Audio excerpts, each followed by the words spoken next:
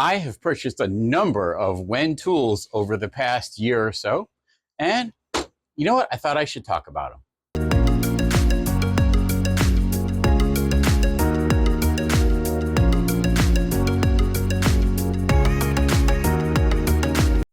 Hi, my name is Dan and welcome to my shop.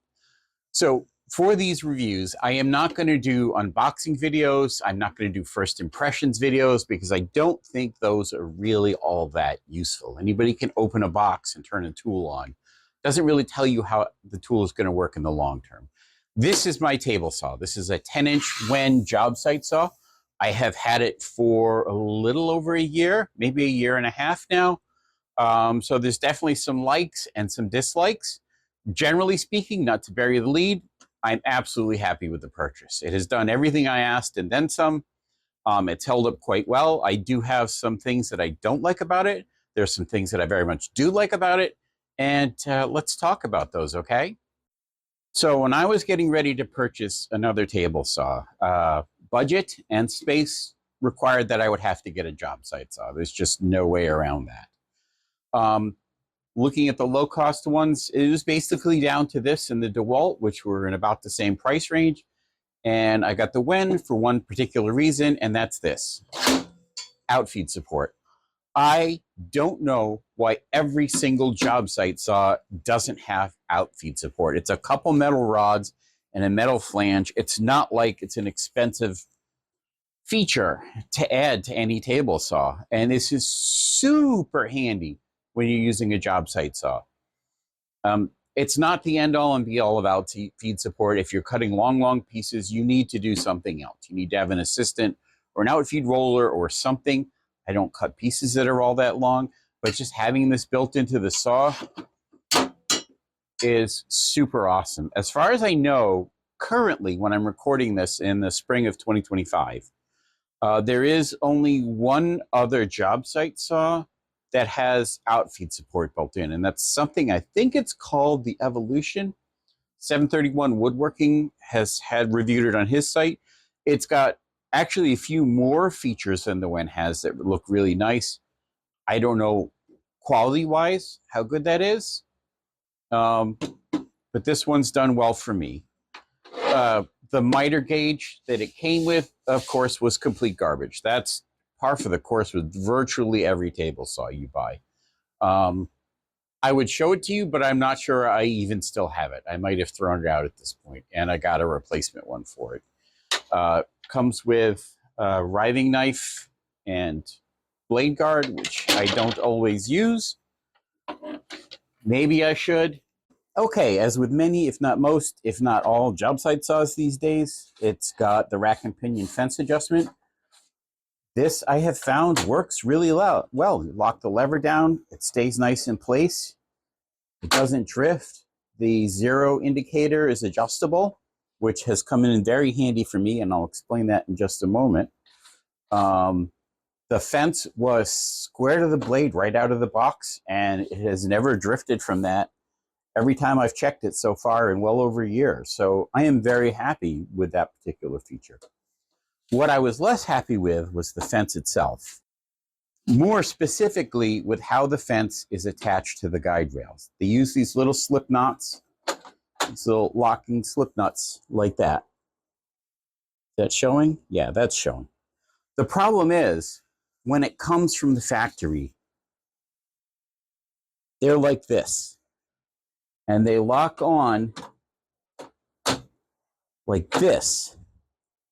So as you're cutting, as your piece is moving forward, it tends to make the fence want to shift forward. I mean, you can't tighten these down anymore. It's like threads with a stop for that piece to go under there. So as I was sawing, it kept wanting to shift that way. I checked the owner's manual, and I am quite certain that that is the way it was designed, and I have no idea why. That was a stupid thing to do. Fortunately, the fix was very easy. I took these plates off. You can see there's a couple of torques right there. Flop them around. And now it locks in place. And all I had to do was to adjust my zero mark so it was still zeroed out again.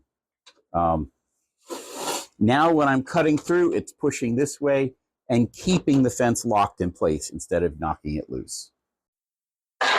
All right, the arbor nut is long enough to accept dado blades up to like 3/4 of an inch without any problem. Obviously, the riving knife comes out easily enough, and this has one of these lockdown stops, so you don't need to use 2 wrenches to loosen the arbor nut. I get concerned a little bit that maybe someday this mechanism is going to wear out. It's probably nothing I need to be concerned about. One thing I found disappointing is they don't make a full kerf thickness riving knife. Yes, by the way, this is unplugged right now, just so you know. And that's kind of disappointing because I do like to use full kerf blades. So it limits the usefulness of the riving knife. One of the other issues that I had is with the trunnions going up and down. I found that they would jam up quite frequently. Like every week, every other week, I'd have to go in and spray some dry lube in there to get it going again.